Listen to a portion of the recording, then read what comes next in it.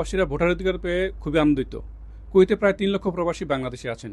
প্রথমবারের মতো ভোটাধিকার পেয়েছেন ৩৫,২৬২ জন।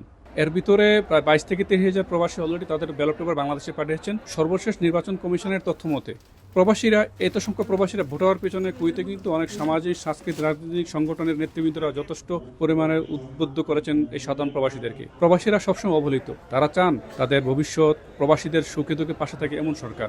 প্রত্যেক প্রবাসী বিভিন্ন অঞ্চলের বিভিন্ন আসনের তারা তাদের ইচ্ছে মতো তাদের নিজ নিজ আসনে প্রচারণা চালাচ্ছেন। আমরা অনেক প্রচারণা চালাতেও দেখতে পাচ্ছি। কুয়েতে যেসব প্রবাসী আছেন তাদের কাছে জানতে চাবো তারা কোন ধরনের নেতৃত্ব চান, কোন ধরনের সরকার চান এবং আগামী ত্রয়োদশ নির্বাচন কেমন ধরনের নির্বাচন চান বা তাদের জনপ্রতিনিধির কাছে তাদের কি প্রত্যাশা। দেশে আমরা আমাদের নিরাপত্তা চাই, আমাদের পরিবারের নিরাপত্তা চাই। কারণ আমরা বিগত দিনে অনেক সরকার দেখছি। এখন আমরা চাই ইসলামের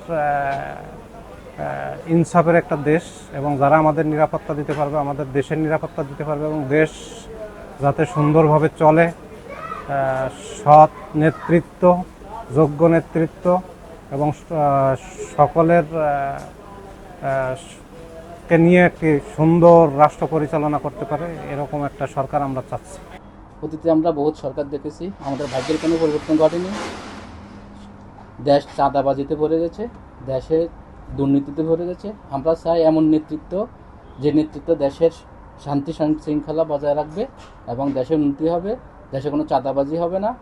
যে বহুত সরকার দেখছি, এবার আমরা নতুন নেতৃত্ব চাই, নতুন সৎ যোগ্য সরকার চাই।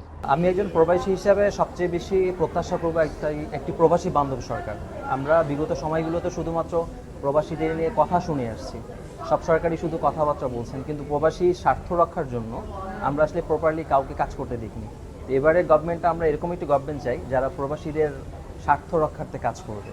দলমত নির্বিশেষে প্রবাসীরা আগামী সরকারের কাছে চান তারা তাদের পরিবারের নিরাপত্তা, হয়রানিমুক্ত বিমানবন্দর, তারা চান চাঁদাবাজ মুক্ত একটি দেশ। কুয়েত থেকে মঈন সুমন, সময় সংবাদ।